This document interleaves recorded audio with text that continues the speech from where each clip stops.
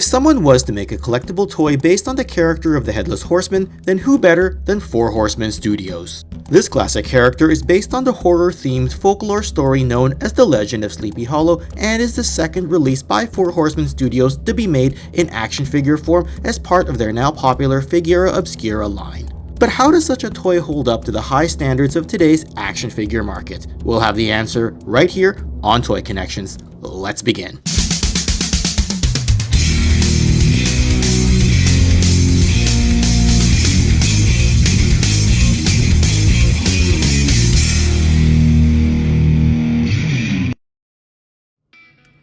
Many collectors in our hobby are familiar with 4 Horsemen Studios and their very popular line of Mythic Legions figures. Now, this, while being very Mythic Legions-esque, is not advertised as a Mythic Legions figure. It is part of their Figura Obscura line, and the Headless Horseman is just a character that pretty much everybody knows about. So we're going to talk about it here, do a bit of a review, and it's just nice to see that something that came just out of old school folklore ended up becoming an action figure that could join the ranks of the shelves in our collection. Now, this is a really nice looking box. You can see the front there, and as we turn it around, you can see the back as well with the really gorgeous Headless Horseman art carrying the head there. Now, I was thinking about starting this review with the thing out of the package, but when you look at the sides here, you've got these, I don't know if you can hear that, but you've got a magnetic sort of look to it. I'm just going to try to pull the camera back so that we can get a better look at it here. But like, you know, you've got the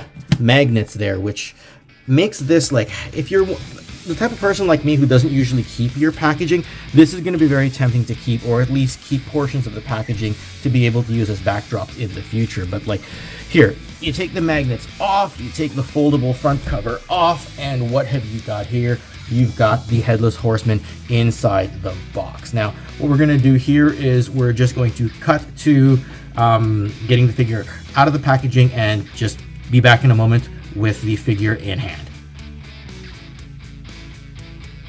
Truthfully, there really is a lot to like about this figure, and as we pan out for a little bit here, I'm just going to show you as well. There's this internal box art as well that looks really, really good. Oops, I managed to knock the figure over, but that looks really amazing as well if you're just looking for a backdrop for something.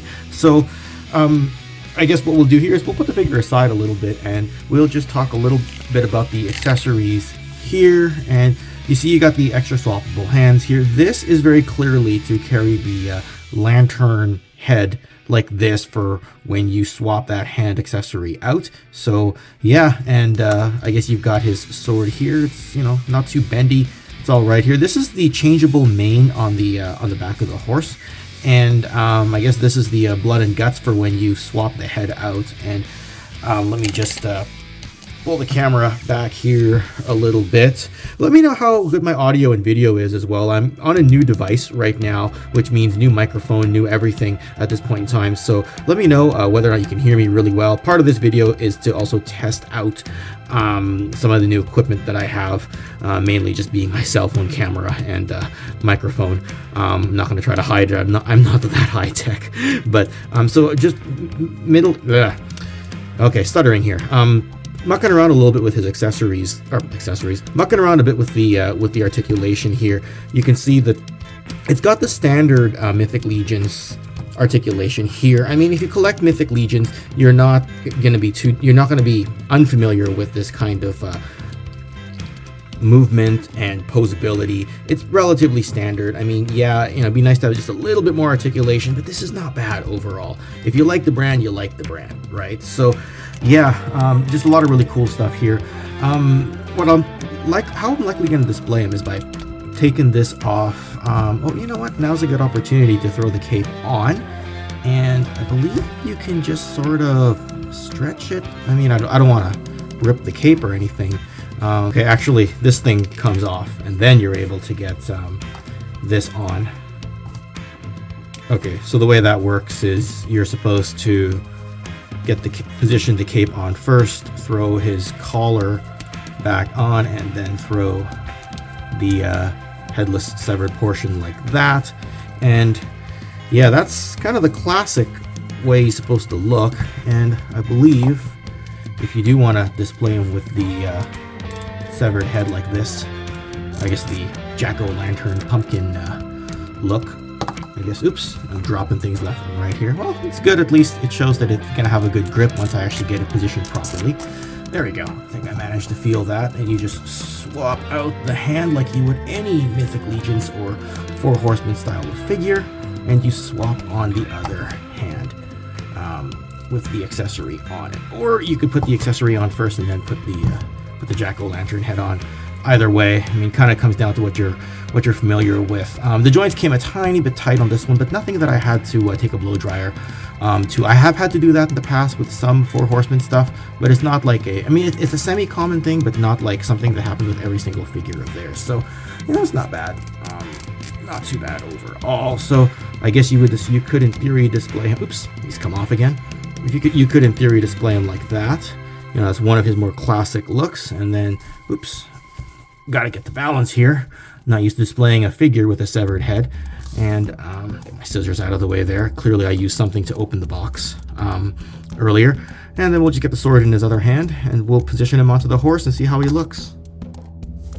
So just with respect to the horse here, this is, you know, pretty cool because, you know, the legs are articulated, so you can get him into something of a running pose. I guess this piece changes out so that you can get sort of the more intense look, like he's running and his hair's flowing, or you can take the more calm look. I mean, this to me doesn't make a huge difference, right? But that's pretty cool to see. I've heard that these glow in the dark. I've not tried it. I was watching another review and they did show that it glows in the dark, and I guess you can hold on to the horse by just pulling on the reins here.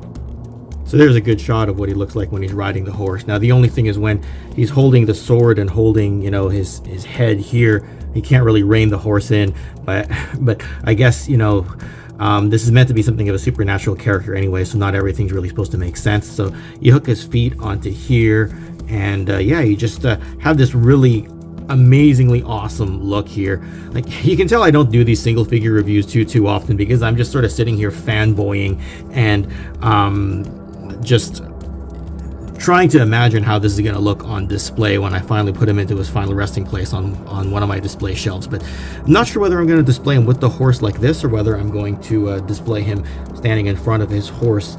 But yeah, just an overall incredible look.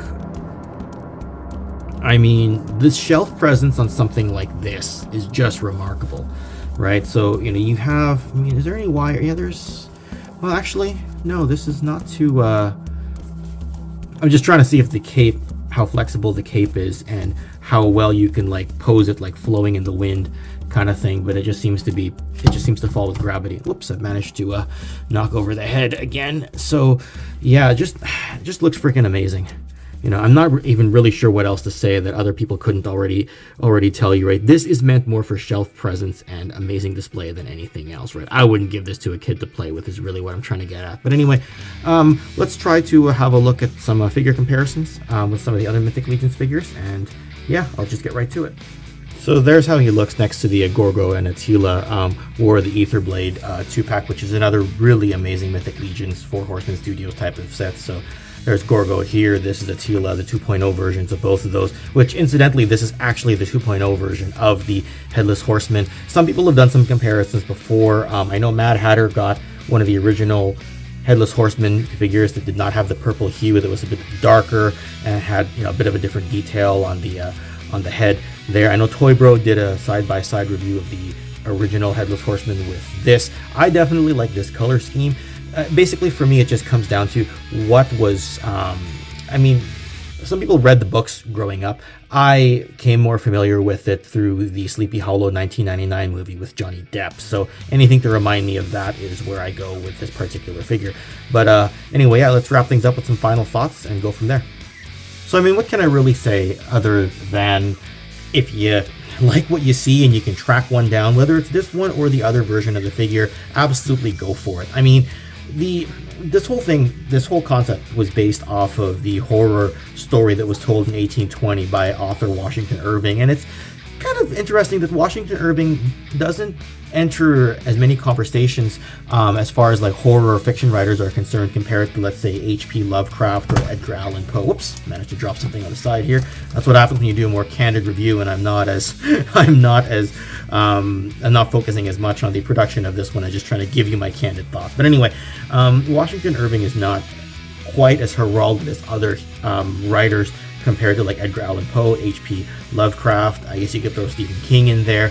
But either way, he wrote The Legend of Sleepy Hollow, introduced us to both the character of Ichabod Crane as well as the Hessian soldier that was supposed to be decapitated, and his spirit came back as the Headless Horseman. That's really more what my channel's about, is understanding like the lores and the histories and all that. So there's your little toy connections snippet tidbit there from my usual way of making videos. But yeah, in any case, I really hope you like what you saw here. Everything from, you know, the extra accessories and the swappable head there that he came out of the packaging with, to all the extra hands, to the swappable horse accessory, the hair, the mane there, and just again, shelf presence. I can't stress that enough here. So anyway, all right, hope you enjoyed that. And if you want to check out some other Toy Connections video content, I'm going to put up a Mythic Legions 4 Horsemen live stream that I had over here with some of my friends. And if you want to check out some toy histories, check out this playlist right over here. Otherwise, we'll see you all next time. Thanks again, and take care.